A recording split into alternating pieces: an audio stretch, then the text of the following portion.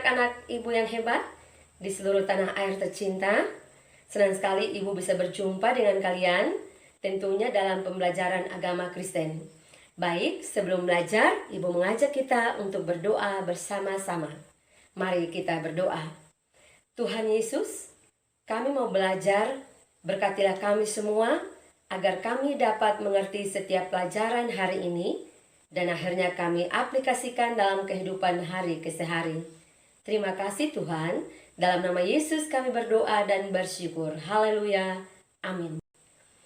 Oke anak-anakku, untuk materi kita hari ini yaitu tentang akibat dosa. Pada pertemuan yang kedua. Pertemuan yang pertama kita sudah membahas tentang apa itu dosa, dan untuk pertemuan yang kedua kita membahas tentang akibat dosa. Adapun tujuan pembelajaran pada hari ini yaitu menjelaskan tentang akibat dosa. Yang kedua, menjelaskan tentang teks firman Tuhan terdapat di dalam Kejadian pasal yang ketiga. Baik, Ibu harap anak-anakku tetap semangat hari ini untuk belajar tentunya bersama dengan Ibu. Setelah kita mengetahui tentang apa itu dosa dan asal mula dosa, maka pada hari ini kita belajar tentang akibat dosa. Yang pertama adalah dosa mengakibatkan hubungan manusia dengan Allah menjadi rusak. Setelah Adam dan Hawa berdosa, mereka tidak dapat bertemu dengan Allah. Ketika mereka mendengar suaranya, mereka ketakutan dan bersembunyi.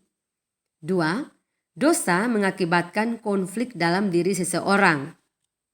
Seperti racun yang mematikan, dosa meracuni seluruh sistem dalam diri kita. Hati kita menjadi ternoda oleh dosa. Bahkan sifat alami menjadi rusak.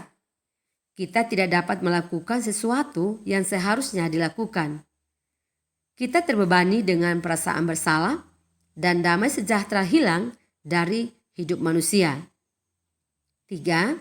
Dosa mengakibatkan rusaknya hubungan manusia dengan sesama dan dengan alam. Ketika dosa berkuasa dalam hidup kita, hubungan kita dengan sesama, dengan alam dan ciptaan lainnya menjadi rusak. Konflik terjadi dalam rumah tangga, masyarakat, dan di antara bangsa-bangsa.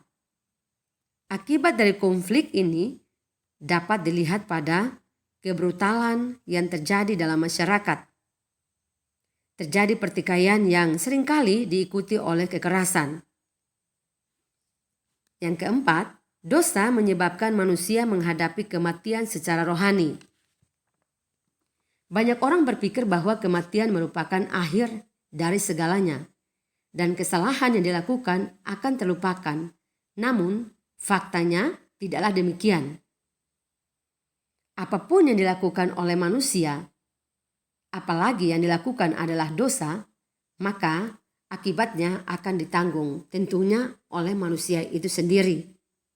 Nah, anak-anakku, setelah kita mengetahui tentang akibat dari dosa, ternyata akibat dari dosa itu sangat buruk bagi kehidupan manusia, kehidupan anak-anak sebagai remaja Kristen. Tentunya semua yang tidak baik akan terjadi dalam hidup kita ketika kita selalu melakukan dosa dalam hidup kita. Maka dari itu, lewat pelajaran pada hari ini, Ibu mengingatkan kepada anak-anak.